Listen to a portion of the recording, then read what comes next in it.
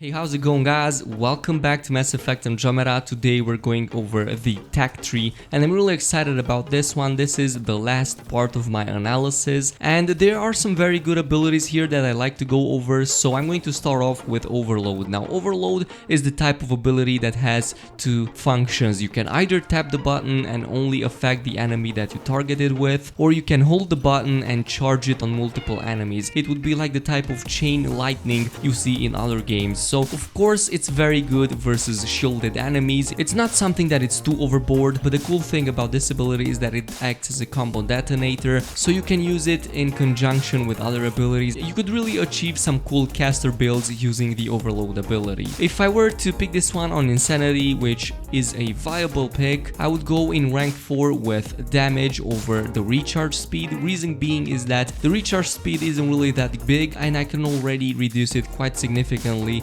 with other passives in the tech tier. In rank 5, I typically go with charged Overload. It's just that I like to spread this damage on as many enemies as possible and detonate them. The anti-shield perk, in my opinion, isn't really that necessary here for two simple reasons. First of all, the Overload already does massive damage versus shields, and on top of that, in rank 6 you already have the chance to pick additional damage versus them. Incinerate is another cool ability. It's probably one of my favorite. The fact that you can spread it on so many enemies if you spec it correctly is just cool, and it's one of the abilities that I always keep in mind when I'm trying to make a caster build. If I were to pick a loadout over here in rank 4, I typically go with Radius. I just like spreading this ability to as many targets as possible. The burning damage over time isn't something that I'm particularly fond of. Reason being is that in Andromeda, damage over time isn't really that great, and Incinerate doesn't really have a big damage to begin with. Its biggest component is the fact that you can detonate targets and you can spread it on a lot of them. And if I wanted to increase its damage, I would rather increase its initial damage, which I can do in rank 5 with the impact perk. In rank 6, you can even make Incinerate as a combo detonator, so you can chain this ability with others and cause some cool results with endless priming and detonation of all the enemies, but I typically use double Incinerate. As I've said, I like spreading the cancer fire on as many enemies as possible, and double Incinerate enables me to do that. Moving on to Assault Turret, this is the type of construct that the tech tier has. It's basically similar to the Remnant one, which by the way you can only unlock if you do the story mission. Doesn't have such a high base health, but it can do some damage and it can even prime or detonate combos. Its biggest weakness is the fact that it is quite static.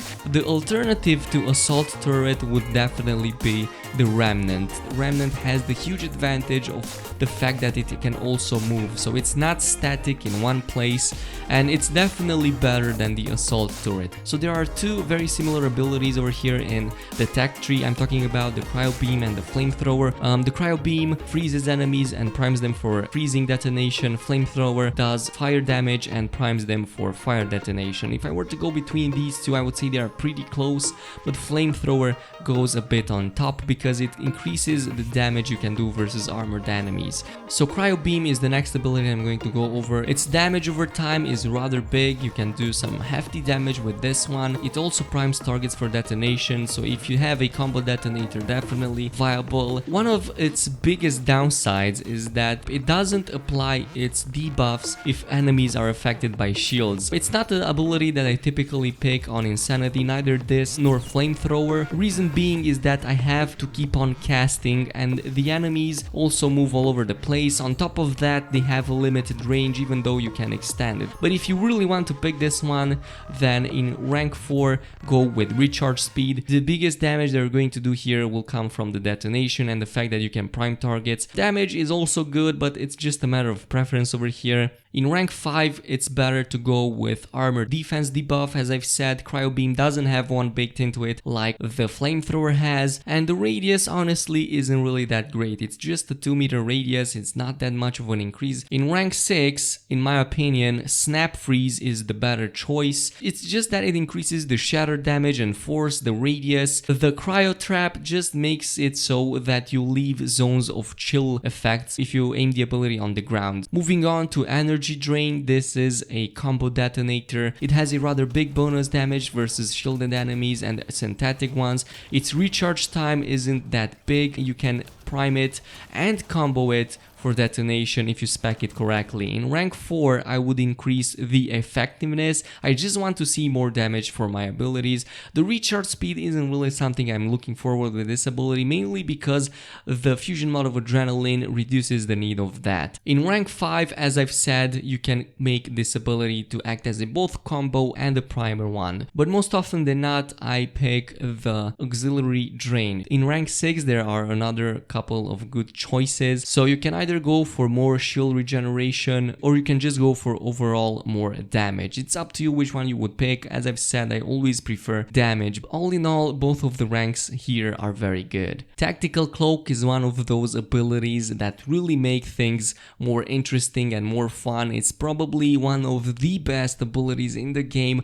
It provides massive bonuses to all your abilities. It increases your overall damage by a significant margin, probably the biggest damage increase in the game. So not only does it make you invisible, but it also gives you buffs, so that is definitely one of my main choices when I go with an insanity damage dealing build. So starting off with the first rank, I typically go with damage bonus. It's definitely the better component here. The insane amount of damage you receive in rank 4 is just too good to pass, and it not only applies to guns, it goes with melee and power damage as well. In rank 5 I typically go with duration over speed. I just don't really need movement speed in this game. I already have high mobility. In rank 6, typically I pick combat. The fact that you receive 2 additional seconds of cloak duration after you use an ability under it is just too good to pass. So normally without this rank, if you shoot an enemy from tactical cloak, it will disable the cloak itself. But if you have this perk over here,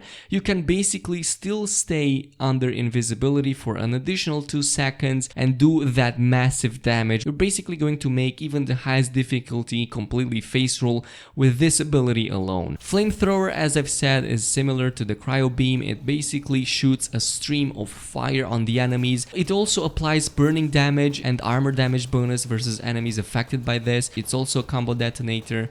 In rank 4, it depends here honestly. If you want to go for more recharge speed, then go with that, but I typically go for damage. In rank 5, I like going with reach. It increases the radius massively. The 50% radius increase is just too good to pass. In rank 6, I like going with blinding heat.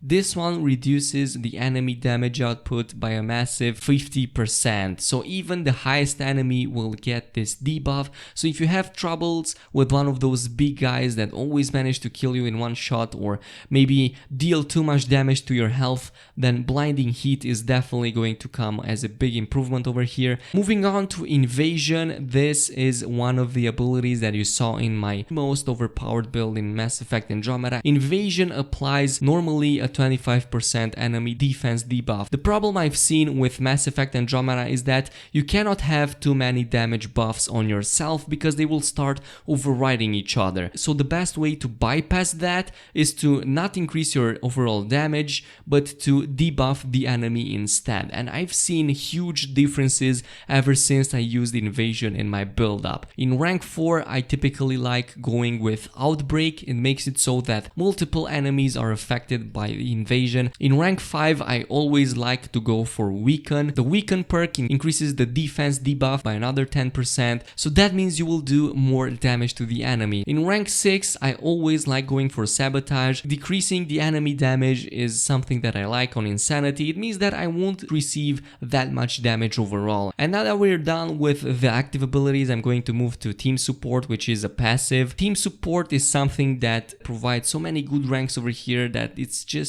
too good to pass. So in rank 4, I typically go for support. The 20% power restoration and defense is absolutely needed on insanity. In rank 5, I typically go with team recovery. The tactical revive is something that I find quite useless, mainly because I'm spending absolutely no time reviving my teammates. And in rank 6, the only choice that you should ever pick is life support. Reason being is that it increases your health regeneration by a huge margin, and it has the hidden effect of healing you every time you kill an enemy under attack ability effect. So if you have any active attack ability either on yourself or on the enemy, enemy. Life support, it makes it so that it will heal your HP if you kill while the effect is active. In offensive tech, it just makes it so that tech abilities are better. Depending on the type of encounters you have the most, you will either pick anti-armor or anti-shields, so either of these two are good. If you're going versus big enemies,